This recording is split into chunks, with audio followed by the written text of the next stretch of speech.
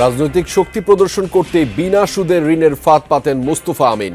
Phone দিয়াটেন অন্তর্বর্তী সরকারকে বেকায়দায় ফেলা। যেহেতু ক্ষুদ্র ঋণের একটা উদ্যোক্তাও নেই, মানে ভালো একটাই করে ওই হিসাবে আমি গেছি যে হয়তো লোন দিতে পারে আর কি সরকারের পক্ষ থেকে। বিদেশে টাকা পাচার করে গেছে, ওই টাকাগুলা দেশে ফেরত আনলে পরে ওই টাকাগুলা মানুষকে ঋণ হিসাবে দিব বিনা সুদে। মানুষকে টাকার প্রলোভন দেখায় উনি ওনার নিজের শক্তি সামর্থ্য বাড়ানোর চেষ্টা করতেছে।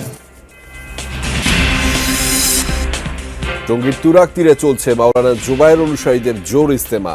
আম্বায়নের শুরু আনুষ্ঠানিকতা, চলবে 5 দিন। বাংলাদেশ ইস্যুতে ভারতের কেন্দ্রীয় সরকারের ওপরই ভরসা করবে পশ্চিমবঙ্গ, জানালেন মুখ্যমন্ত্রী মমতা। ধর্মীয় নির্যাতনকে সমর্থন করে না তৃণমূল কংগ্রেস। আমরা এক্সটার্নাল অ্যাফেয়ার্স পলিসির ব্যাপারে তৃণমূল কংগ্রেসের স্ট্যান্ড হচ্ছে যে যখনই গভর্নমেন্টে থাকুক না কেন আমরা গভর্নমেন্টের স্ট্যান্ডটাকে সাপোর্ট করি।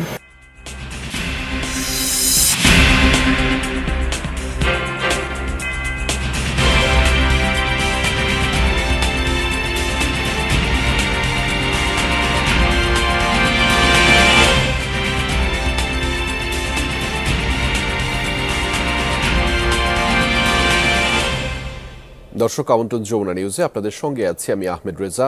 এতক্ষণ শিরোনাম দেখছিলেন। ডক্টর মোহাম্মদ ইউনূসের নাম ভাঙিয়ে আন্দোলনে নামাতে সারা দেশ থেকে হাজার হাজার মানুষ ঢাকা এনেছিলেন আবম মোস্তফা আমিন।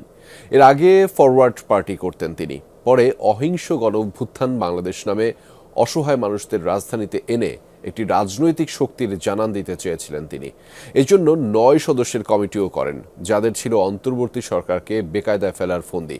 সহকর্মী আকলাখুস সাফা ও বিএম খোরশেদের অনুসন্ধানে বেরিয়ে এসেছে এসব তথ্য। ছবি তুলেছেন নাহিদ হোসেন। 1 লাখ থেকে 1 কোটি টাকা পর্যন্ত ঋণ পাওয়া যাবে, কোনো সুদ দিতে হবে না। এজন্য যেতে হবে রাজধানীর শাহবাগে। কথা বলে 25 নভেম্বর ঢাকায় আনা হয় হাজার হাজার মানুষ। অহিংস গণঅভ্যুত্থান বাংলাদেশ নামে কোনো এক সংগঠন লিফলেট বিলিয়ে ফর্ম পূরণ করিয়ে নিয়ে আসে তাদের। স্থানীয় পর্যায়ে কে বা কারা সংগঠিত করেছিল তাদের, এর খোঁজ নিতে আমরা মানিকগঞ্জের পথে। সেদিন ঢাকায় গিয়েছিলেন ক্ষুদ্র খামারি কালাম, ফিরে এসেছেন মার খেয়ে। কি বলা হয়েছিল তাকে? ওই জায়গায় হয়তো বসবো, ডক্টর ইউনূস আসবো, আসার পরে বলবো বিস্তারিত সবকিছু কেমনে কি।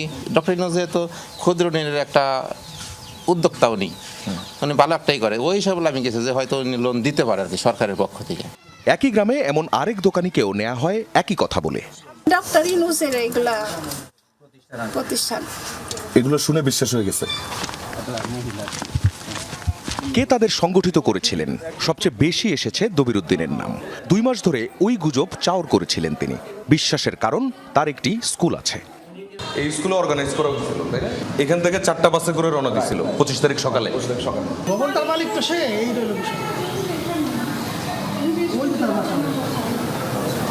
এই জন্য নামটা স্কুলে চলে আসে। প্রায় 200 নারী পুরুষকে ঢাকায় নিয়ে যান দবির। এর আগে ফর্ম পূরণ করান। দবির এ চক্রে আসেন নাসিমার মাধ্যমে।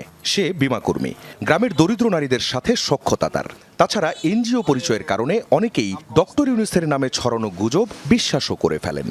বিদেশে টাকা পাচার করে গেছে, ওই টাকাগুলা দেশে ফেরত আনলে পরে ওই টাকাগুলা মানুষকে ঋণ হিসাবে দিব বিনা সুদে। ডক্টর ইউনূসের নাম বলছে, এর জন্য ওই বিশ্বাসটা হয়ে গেছে যে আসলে হইতে পারে এরকম।